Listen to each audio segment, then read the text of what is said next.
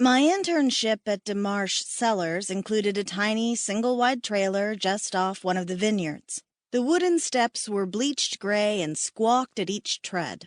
The metal door was so flimsy that I feared it would come off the hinges every time I opened it. The kitchenette had a pink stove and a yellow refrigerator with cigarette burns on the formica countertop. The wallpaper was peeling over the baby-shit brown tweed couch, and the bedroom was so small that I had to crawl on the mattress from the foot of the bed each time I went to sleep. Sleep was about the only time I was in this trailer. I'd come back from my trip to hell and flown straight out to California, practically going from the airport right into the vineyard. We were removing suckers and excess leaves, trimming vines, tying up supports and moving wires, checking and recording the water content and pH of the immature grapes. The last part of my internship would be in August, when we were harvesting some of the early grapes. That's when the real work began, August to October. Harvest was when the winery employed the majority of their field workers. Grapes were still picked by hand in huge plastic tubs, carried to the line of bins towed behind a tractor, then driven to the winery for processing. Those seasonal employees would leave after the harvest, while the key field staff continued on to prune and maintain the vines through the winter and spring. I went out at dawn, ate in the field with the other employees, and came back at sunset to shower and fall onto the lumpy mattress, only to do it all over again the next day. And I loved every minute of it. For the last 2 days, they'd had me analyzing and compiling reports on downy mildew and a troubling cutworm infestation, plus cataloging areas where the irrigation system seemed to be supporting a fungus. They were typical problems that a vineyard of this scale might encounter, but all these issues were intriguing to me. And the wine. The first day I'd gotten the grand tour of the winery and had been amazed. I loved the giant casks, the bottling areas, the tasting room with 3 tours per day, the gift shop. Most of all, I was fascinated with the vintners and how they blended the varietals and decided if there would be any special products that year.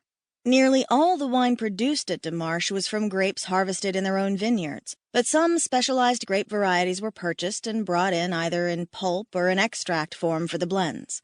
When I had first arrived, I'd been introduced to each of the DeMarsh signature products, tasting several years of a wine to get a sense of the differences that a season's temperature, rainfall, and soil quality could make in the final product. I hoped they'd soon transfer me to the tasting room where I could watch the sommelier.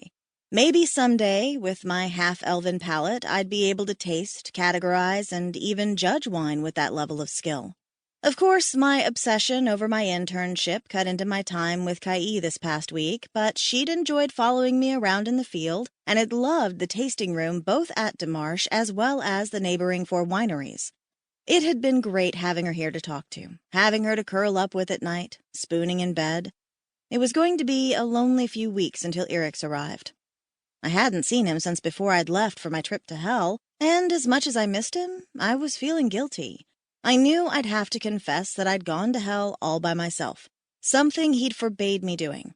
I knew it would cause a huge fight between us, no matter my reasoning for doing so. I hated fighting with Eric's.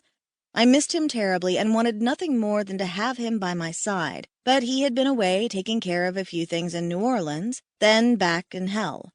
And as much as I missed him, I was dreading the argument I knew we were going to have. It seemed like I wouldn't have to wait 2 weeks after all. As I went to climb the steps to the trailer, I felt him. And even if I hadn't felt him, the BMW M5 parked out front would have clued me in. Stolen, no doubt. Eric's never had a problem in taking whatever vehicle suited his fancy, regardless of whose name was actually on the title. It was something I'd learned to live with. All fears of our inevitable fight vanished with the excitement of having him here.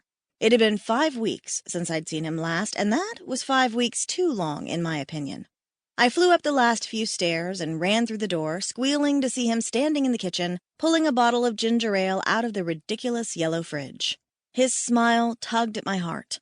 My elf girl, my princess.